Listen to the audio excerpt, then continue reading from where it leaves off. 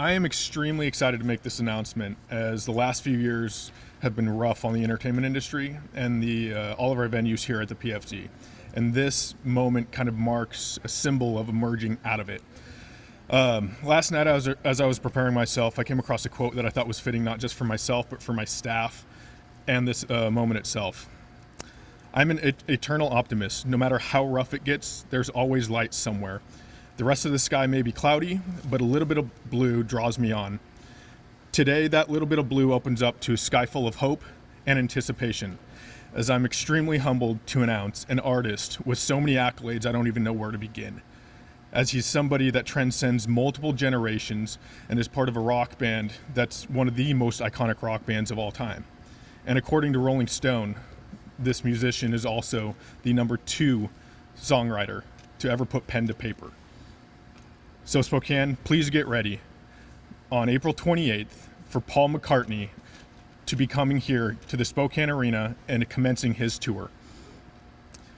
We've got pre-sales of the Fan Club and American Express starting on Tuesday the 22nd, and the public on sale will be the 25th at 10 a.m. I recommend everybody go online to purchase their tickets, as the box office has a very limited supply of tickets set aside, and all service fees and taxes still apply at the box office for this show. So April 28th, grab your significant others, your loved ones, your friends, and let's get ready for a beautiful night. Thank you. Heard it right here, Paul McCartney.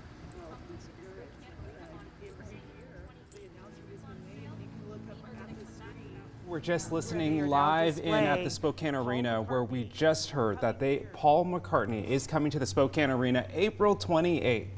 We are so excited. As you said, like, Jeremy's speechless. It's like 2 months away. I know, you got to get ready. You got to get prepared. I love it. Can we bring in Laura? Let's talk with Laura about what's kind of happening right now. Laura Papetti. Well, how does this feel?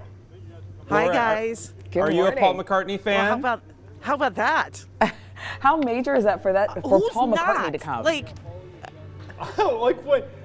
Well, I was just talking to some folks from the arena, and they said, this is years in the making. This doesn't just certainly happen overnight. When it's this big of a deal, when it's this level of a performer, when it's that guy right there, Paul McCartney, you don't mess around. This is a big deal, and a lot of excitement surrounding his appearance here in Spokane, kicking off his upcoming tour. I was reading last night, doing a little bit of research, may have had a little bit of insight about maybe who was coming, and it was starting to break around the country. Rumors were starting to go around about where he would be playing, and all these cities, of course, starting to talk about it.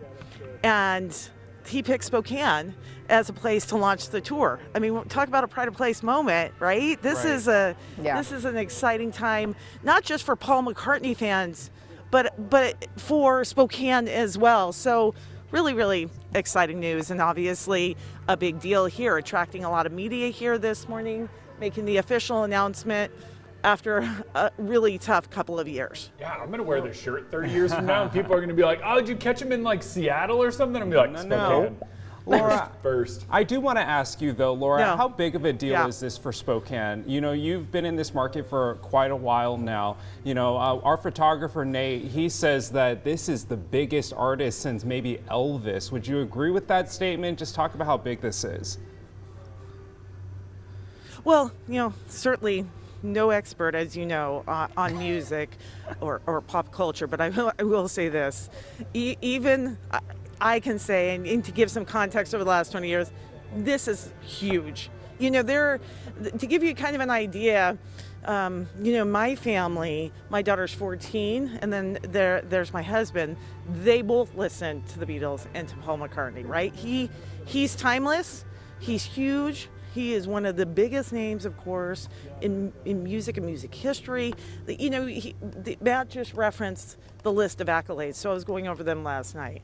I mean, his composing, his singing, just the sheer volume of music that's been released and the numbers of people that have seen him and the people that still, again, spanning ages and their families that are going to be excited about this. So it's a big moment for Spokane. And I'd like to point out, when you start seeing folks like Paul McCartney coming, it sets that idea that Spokane, this is our time, right? That's it right. shows Absolutely. that we can host massive shows.